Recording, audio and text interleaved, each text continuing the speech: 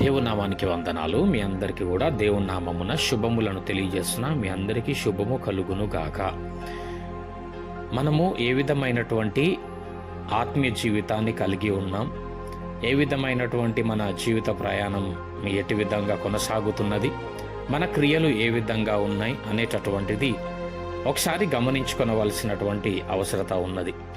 ఎందుకంటే దేవుడు మన ప్రతి క్రియలను చూస్తున్నటువంటి వాడు, ఎరుగుతున్నటువంటి వాడై ఉన్నాడు.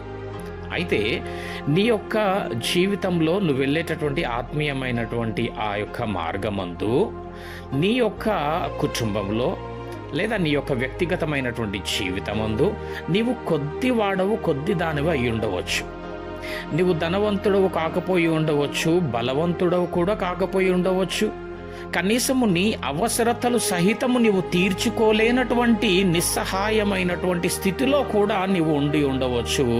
సహాయము కోసము ఎదురు చూస్తున్నటువంటి పరిస్థితిలో నీవు ఉండవచ్చు. ప్రియమైనటువంటి దేవుని వారలారా, అట్టి స్థితి నీకు కలుగుచున్నప్పుడు ఎట్టి విధమైనటువంటి క్రియ కలిగి ఉన్నావు.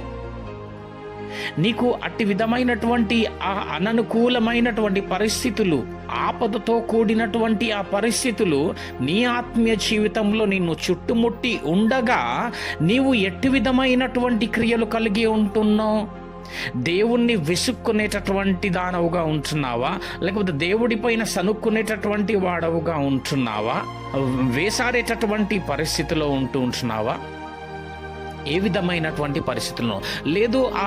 నీ యొక్క జీవిత ప్రయాణ మార్గంలో ఎట్టి విధమైన పరిస్థితులు నీకు సంభవిస్తున్నప్పటికీ కూడా వాక్యానుసారమైనటువంటి జీవితం జీవిస్తున్నావా? దేవుని పైన ఆధారపడుతున్నావా? దేవుణ్ణి ఎరిగినటువంటి వాడవై దానవై ఉన్నావా? ప్రతి విషయములను దేవునికి కృతజ్ఞతాస్తుతులు చెల్లించేటటువంటి పరిస్థితిలో ఉన్నావా? లేకపోతే నీ స్థితి అంతా బాగున్నప్పుడు మాత్రమే దేవునికి స్తుతి చెల్లించేటటువంటి పరిస్థితిలో ఉన్నావా? ఒకసారి ఈ సమయం ముందు దయచేసి దేవుని వాక్య ప్రకారముగా గమనించుకొనవలసినటువంటి అవసరత ఉన్నది. నీకు కలిగి ఉన్నప్పుడు ఒకలాగా, కలిగి లేనప్పుడు ఒకలాగా దేవుని యందు నువ్వు ప్రవర్తిస్తూ ఉంటున్నావా? కాబట్టి ఒకసారి జ్ఞాపకం చేసుకోవాలా, నువ్వు ఏ స్థితిలో ఉన్నప్పటికీ కూడా ఒకవేళ దేవుణ్ణి స్తుతించేటటువంటి దానవుగా ఉంటే, ప్రభువా నాకు ఇచ్చినటువంటి, నాకు కలిగినటువంటి లేదా నాకు ఉన్నటువంటి ఈ స్థితిని బట్టి నీకు వందనాలు ప్రభువా అని కృతజ్ఞతా భావంతో కలిగి గనక నువ్వు ఉన్నట్టయితే దేవుడు నిన్ను ఆశీర్వదించనై ఉన్నాడు. నీ ప్రతి అవసరతకు, అక్కరకు దేవుడు తన యొక్క మార్గములను, ద్వారమును కనపరచనై ఉన్నాడు. నీకు సహాయము చేయనై ఉన్నాడు కదా. చాలామంది మేము లేనటువంటి పరిస్థితుల్లో ఒకలాగా ఉంటాం, ఉన్నటువంటి పరిస్థితిలో దేవుని యందు ఇంకొకలాగా ఉంటాం. కానీ నీ ప్రతిక్రియను, నీ హృదయ అంతరంగమును సహితము దేవుడు ఎరిగినటువంటి వాడు కదా.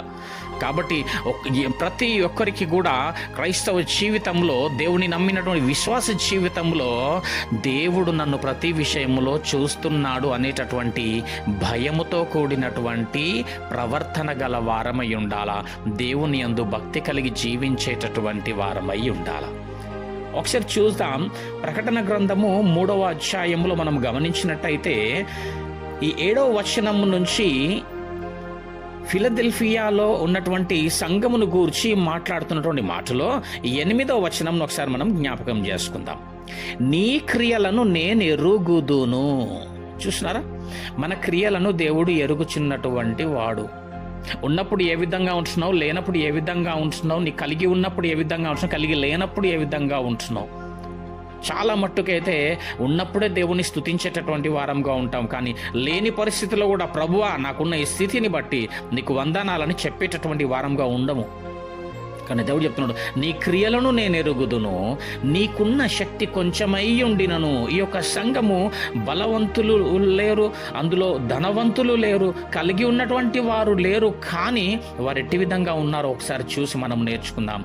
నీకున్న శక్తి కొంచెమై ఉండినను, నీవు నా వాక్యమును గైకొని నా నామమును ఎరుగననలేదు. దేవునికి స్తోత్రం. ఇటు పరిస్థితిలో ఉన్నామా? ఒకసారి గమనించుకో ప్రియమైనటువంటి దేవుని వారలారా. నీ శక్తి కొంచెమై ఉన్నప్పటికీ, నీకు చాలన్నటువంటి స్థితిని నువ్వు ఆవరించి ఉన్నప్పటికీ, నీ స్థితి నీ యొక్క అవసరము సైతము నీవు తీర్చుకోలేనటువంటి దుస్థితిలో నువ్వు ఉన్నప్పటికీ వాక్యమును గైకొని నడుచుకునే జీవితం నీకుందా? దేవుని నామమును ఎరిగి దేవుని నామమును మహిమపరిచేటటువంటి స్థితి నీకుందా? అయితే ఎదుగో దేవుడు నిన్ను దీవించనై ఉన్నాడు. ప్రతి విషయంలో దేవునికి కృతజ్ఞతాస్తుతులు చెల్లించేటటువంటి వారమై ఉండాలా. ప్రభువా, నాకున్న ఈ కొద్దిలో ఎదుగు నన్ను దీవించి ఉన్నందుకు నీకు వందనాలు. ప్రభువా, నాకు ఈ స్థితి ఉన్నందుకు నీకు వందనాలను చెప్పేటటువంటి స్థితి మన జీవితాల్లో, మన ఆత్మీయ జీవితంలో ఉండవలసినటువంటిదై ఉన్నది. ఇదిగో తలుపు నీ ఎదుట తీసి ఉంచి ఉన్నాను, దానిని ఎవడును వేయనేరడు.